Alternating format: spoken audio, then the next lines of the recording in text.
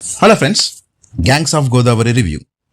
Sorry Vishwak bro, బాగా గట్టిగా try చేసావు బట్ వర్కౌట్ కాలే. ఫస్ట్ అవర్ మూవీ చాలా బాగుంది, చాలా బాగా అనిపించింది, మంచి గ్రిప్పింగ్ కూడా అనిపించింది. సెకండ్ హాఫ్కి వచ్చేసరికి మొత్తం ఫ్లాట్ అయిపోయింది, చాలా లాగే అనిపించింది. డైరెక్షన్ కంప్లీట్గా ఫెయిల్ అయ్యింది. Routine story, routine taking and scenes కూడా మనకి ఎక్కడో ఆల్రెడీ ముందే చూసేసామని అనిపిస్తుంటాయి. హీరోయిన్స్కి మంచి క్యారెక్టరైజేషన్ ఉంది, ప్రొడక్షన్ వాల్యూస్ బాగున్నాయి. యువన్ శంకర్ రాజా మ్యూజిక్ 2 సాంగ్స్ బాగున్నాయి, బట్ బ్యాక్గ్రౌండ్ స్కోర్ మాత్రం ఫెయిల్ అయిపోయింది. యాక్చువల్లీ ఈ మధ్య బ్యాక్గ్రౌండ్ స్కోర్ని జనాలు బాగా ఎక్కించుకుంటున్నారు.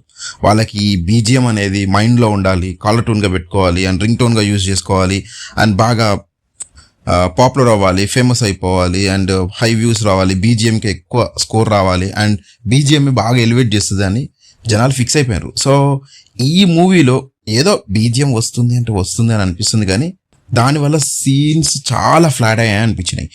అంటే మంచి మంచి సీన్స్ కూడా ఎందుకో బీజిఎం వల్లనే ఇంకా ఎలివేట్ కాలేదేమో అని అనిపించింది. విశ్వక్ సేన్ ఖచ్చితంగా కెరియర్ బెస్ట్ పర్ఫార్మెన్స్ ఇచ్చాడు. మూవీ మొత్తం తన షోల్డర్ మీద క్యారీ చేశాడు, బట్ డైరెక్టర్ మొయ్యలేని భారం పెట్టాడు. సో సమ్మర్లో ఫస్ట్ రిలీజ్ కదా, కాబట్టి కలెక్షన్స్ వస్తాయేమో, అలాగే మూవీకి మనీ కూడా రావచ్చు, బట్ హిట్ మాత్రం చాలా కష్టం. మూవీ అయితే ఎలా ఉన్నా విశ్వక్ సేన్ పర్ఫార్మెన్స్కి మాత్రం ఒక ప్లస్ అవుతుంది ఈ మూవీ. ఇంకా డైరెక్షన్ విషయానికి వస్తే చాలా వరకు ఇన్స్పైరేషన్ అనిపించింది. అంటే ఈ సీన్ని ఇలా తీస్తే బాగుంటుంది అనిపిస్తుంది, ఈ సీన్ని ఈ మూవీలోంచి తీస్తే బాగుంటుంది అనిపించింది. ఇన్స్పైర్ అయ్యిండు, ఆల్రెడీ చూసిన మూవీస్లోంచి సీన్స్ని ఎలా తీయాలి, వీళ్ళు ఎలా తీశారో అలాగే తీసినట్టు అనిపించింది, కానీ కొత్తగా ఏం ట్రై చేయాల్సినట్టు అనిపించలేదు. పైగా అది మనకు కూడా అనిపించింది. అది డైరెక్టర్కి అనిపిస్తే బాగుండేది, కానీ ఆ సీన్స్ మనకు కూడా అనిపించే ఉండేసరికి నాకైతే చాలా ఫ్లాట్ నెరేషన్ అనిపించింది. ఇంకొకటి, ఏదో హైప్ అవుతుంది, ఇక ఇది హైప్ సీన్ అనుకునేది ఫ్లాట్ అయిపోయింది, సడన్గా కట్ అయిపోతుంది. సో ఎడిటింగ్ కూడా కొంచెం క్రిస్ప్గా చేయాలి, ఎందుకంటే ఇంత ఫ్లాట్ నెరేషన్ని మరి ఇంత స్లోగా ఉన్న మూవీని ఎట్లా యాక్సెప్ట్ చేసిండ్రో అర్థం కాలేదు. ఎడిటింగ్ కూడా కొంచెం బెటర్గా ఉంటే బాగుండేది అనిపించింది.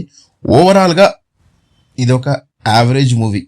సో విశ్వక్ సేన్ ఫ్యాన్స్ మీకు ఖచ్చితంగా నచ్చవచ్చు, వెళ్ళండి చూడండి.